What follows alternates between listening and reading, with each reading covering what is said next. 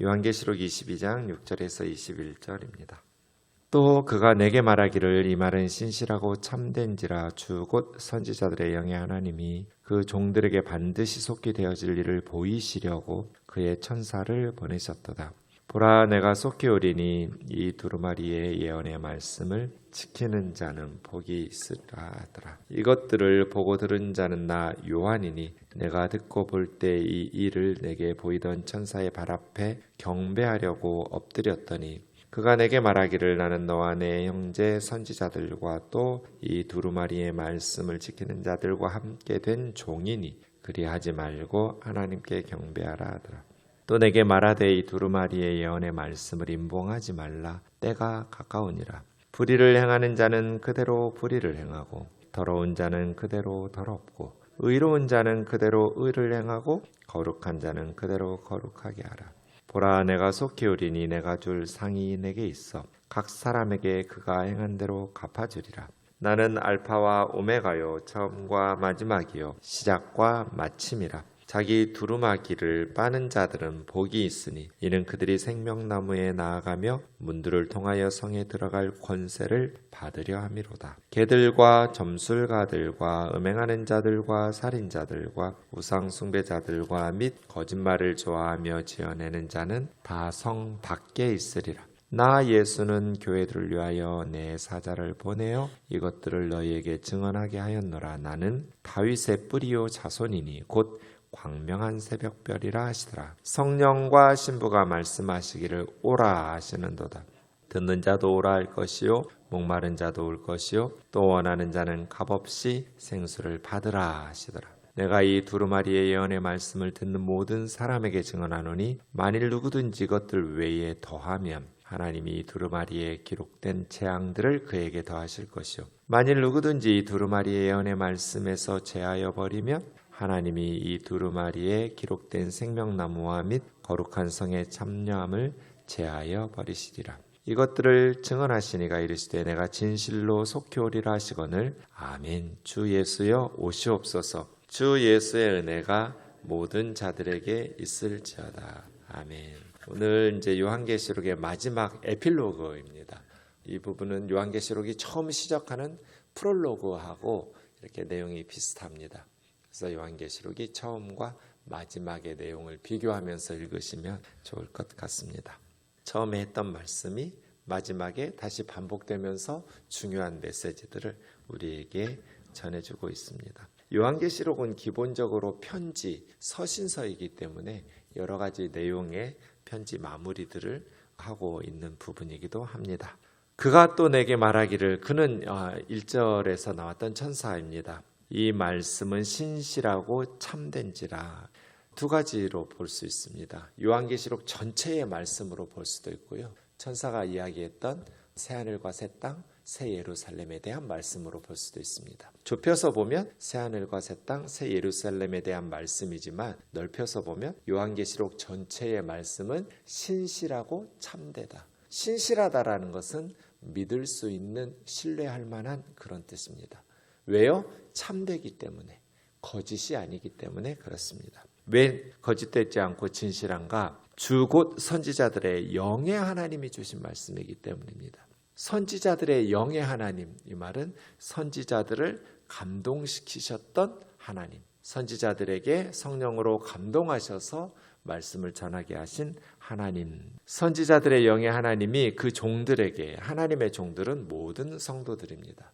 모든 하나님의 백성들에게 반드시 되어질 일이고 속히 되어질 일. 제가 속히라는 단어의 뜻이 시간적으로 말씀 주시자마자 바로 그런 의미가 아니라 때가 되면 즉시 그런 뜻이라고 그랬습니다. 우리가 공산권에 복음이 전파되도록 철회장막, 주계장막이 무너지고 공산주의자들이 공산주의를 버리고 예수님을 믿고 구원 얻을 수 있도록 50년 기도했어요.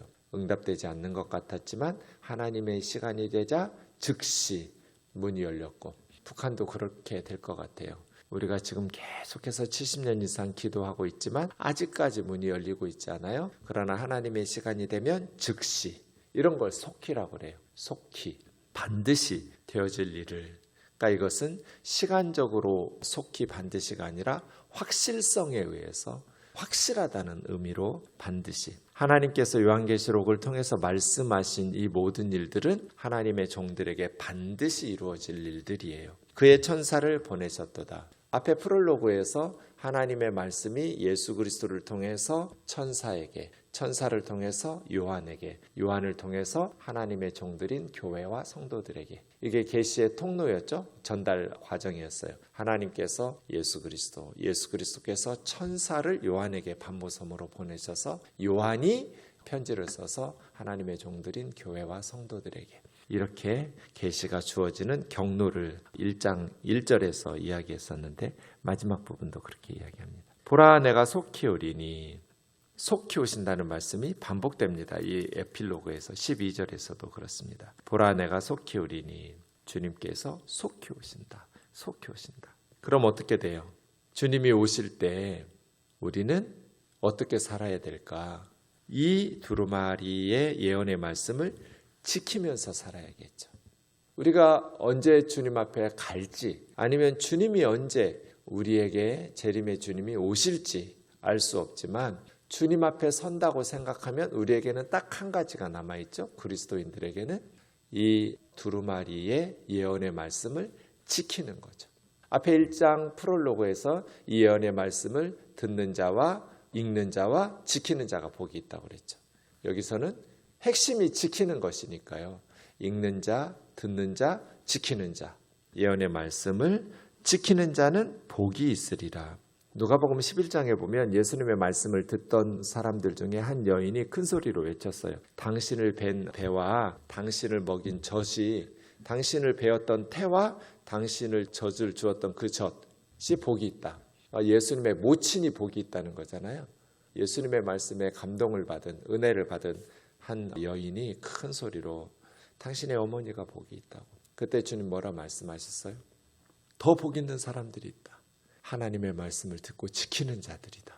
그러니까 하나님의 말씀을 듣고 지키는 자가 예수님의 모친 성모 마리아가 되는 것보다 더 복 있는 사람이라고 예수님이 말씀하셨어요. 누가복음 11장 27절.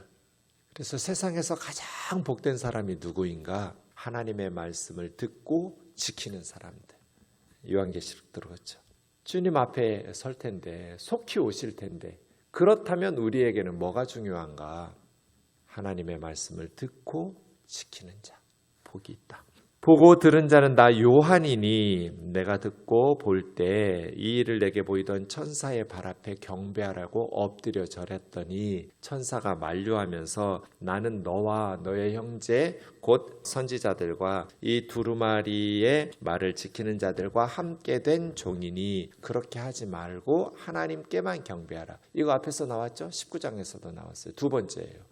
제가 주의해야 된다고 늘 말씀드리는 거죠. 하나님의 말씀, 계시를 주신 하나님이 그 말씀의 계시를 전달하도록 천사를 요한에게 보냈는데 그 말씀이 너무 은혜롭고 너무나 좋으니까 요한은 계시를 주신 하나님뿐 아니라 계시를 전달한 천사에게도 엎드려 절하고 싶은 마음이 강요해서가 아니라 스스로 요한에게서 우러난 거잖아요. 근데 천사는 계시의 전달자들을 경배하면 안 된다. 계시를 주신 하나님을 경배해야 되고. 왜요? 계시를 전달한 천사는, 전달자들은 너와 똑같은 종이다. 함께 된 종, 쉰둘로스예요. 쉰 함께. 둘로스는 로마 제국에서 가장 밑바닥에 있는 노예들이에요. 노예도 여러 급이 있어요. 그 중에 가장 밑바닥에 있는 계층을 둘로스라고 그래요. 한 사람을 둘로스라고 하고 여러 명의 복수형은 둘로이라고 해요. 나는 너와 함께 노예다. 하나님의 종일 뿐이다. 쉰둘로스다. 그러니 나에게 엎드려 절하면 안 된다. 천사 숭배 금지. 그래서요.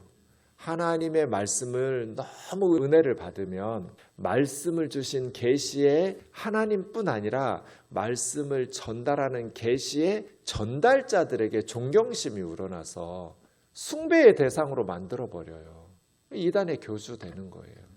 그것을 주의해야 돼요. 말씀에 너무 압도되어서 요한이 했던 것처럼 계시를 깨닫게 해주는, 전달자들에게 엎드려 절하고 싶은 마음들이 일어날 때 천사라 할지라도 어떤 사람이라 할지라도 엎드려 절하면 안 된다. 오직 하나님께만 경배해야 된다. 이것을 우리가 기억해야 됩니다. 그저 말씀의 전달자는 교우들과 똑같은 노예이고 하나님의 종일 뿐이고 허물 많은 죄인일 뿐이라는 것을 기억해야 됩니다. 그래서 말씀을 가르치는 자들은 교우들을 자신을 따르도록 자신의 펜으로 만들면 안 된다. 예수님의 펜으로 만들어야 되고 예수 그리스도에게로 이렇게 경배하도록 오직 이 부분에 있어서 주의해야 됩니다.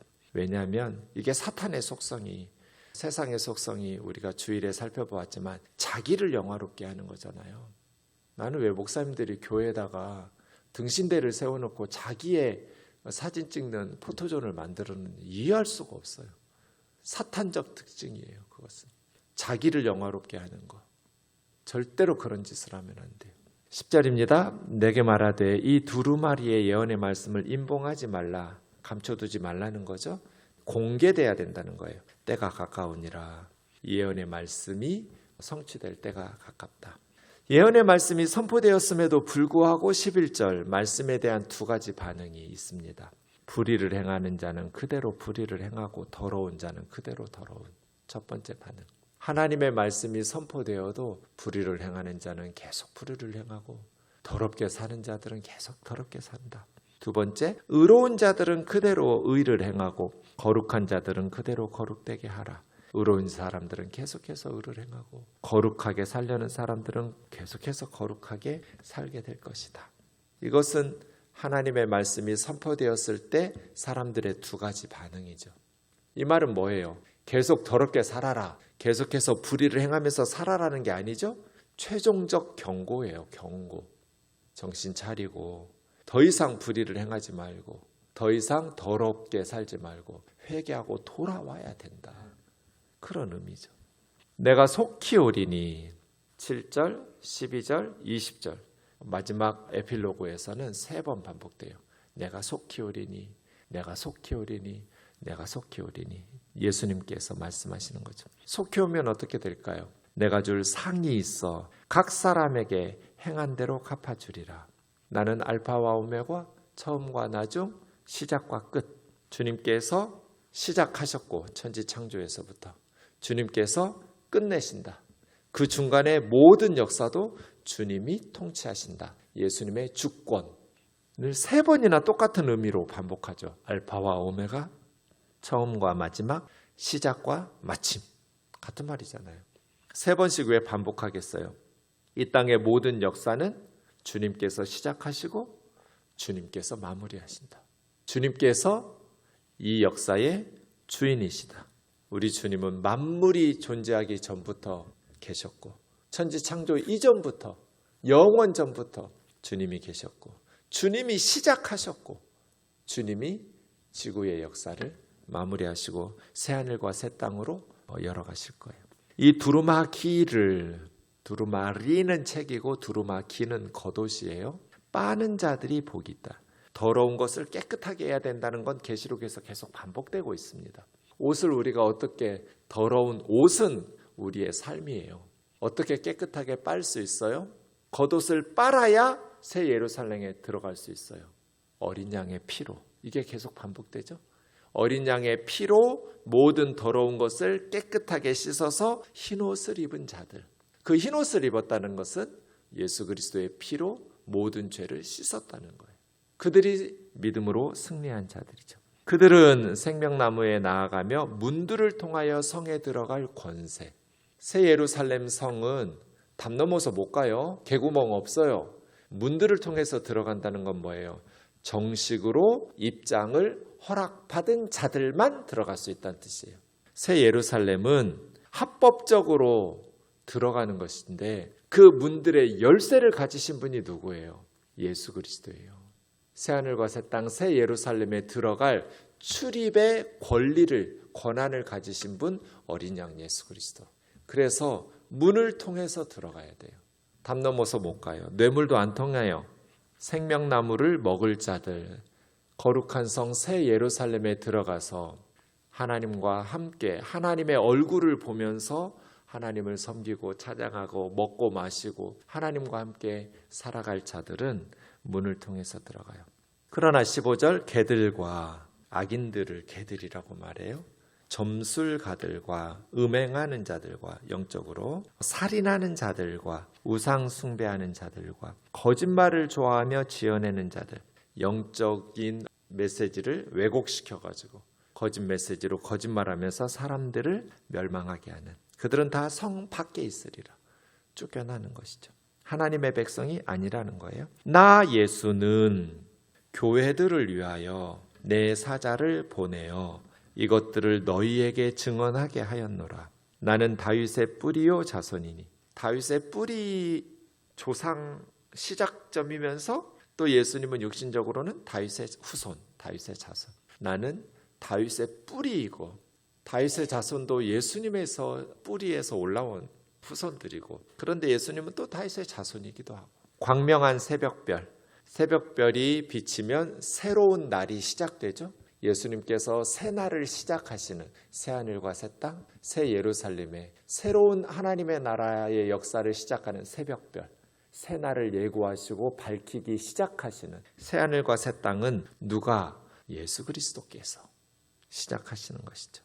그러므로 하나님의 말씀을 듣고 어린 양의 피로 더러운 옷을 빨아서 깨끗하게 정결하게 그리스도의 자녀, 그리스도의 백성이 되어서 성문으로 들어가 생명나무의 열매들을 먹으면서 하나님을 섬기게 되는 것이죠. 17절부터 21절까지는 돌아오는 주일의 본문 말씀이니까 간단히 읽겠습니다. 성령과 교회, 신부는 교회입니다. 오라 하시는도다. 누구에게 오라고 할까요? 이미 믿는 성도들 그리고 아직 믿지 않는 세상 사람들 누구든지 오라. 이미 믿는 성도들에게는 너희의 믿음, 너희의 구원이 흔들리지 않도록 와서 이 말씀을 먹어야 되고 아직 믿지 않는 세상 사람들에게는 와서 복음을 듣고 구원을 받아야 되고 듣는 자도 올 것이요 목마른 자도 올 것이요 원하는 자는 값없이 생수를 받으라. 목마른 자들이 오면 반드시 생수를 주세요. 근데 비싸지도 않아요. 너무 비싸서 돈 주고 살 수가 없기 때문이에요. 그래서 값없이 내가 이 두루마리 예언의 말씀을 듣는 모든 사람에게 증언하노니 여기서 내는 예수님이에요. 66절에 나 예수는이에요. 만일 누구든지 이 말씀 외에 더하면 안 된다. 말씀에 자꾸 덧붙이는 이 말씀이면 충분하니까 예수 그리스도의 말씀으로 충분해요. 더하면 두루마리에 기록된 재앙을 더하실 것이요. 두루마리 예언의 말씀에서 제하면 생명나무와 거룩한 성에 참여하는 것에서 제할 것이다. 부담스러운 말씀들을 외면하고 제거하고 싶지만 제하지 마라. 이것들을 증언하신 예수님이 내가 진실로 속히 오리라. 아멘. 주 예수여 오시옵소서. 마라나타죠. 마지막 주 예수의 은혜가 너희 모든 자에게 있을지어다. 이 말씀을 지키면서 믿음으로 승리하기 위해서 가장 필요한 것 주 예수의 은혜. 우리 모든 우면동 식구들에게 주 예수의 은혜가 임해서 이 말씀을 지키면서 믿음으로 승리할 수 있기를 주의 이름으로 축원합니다.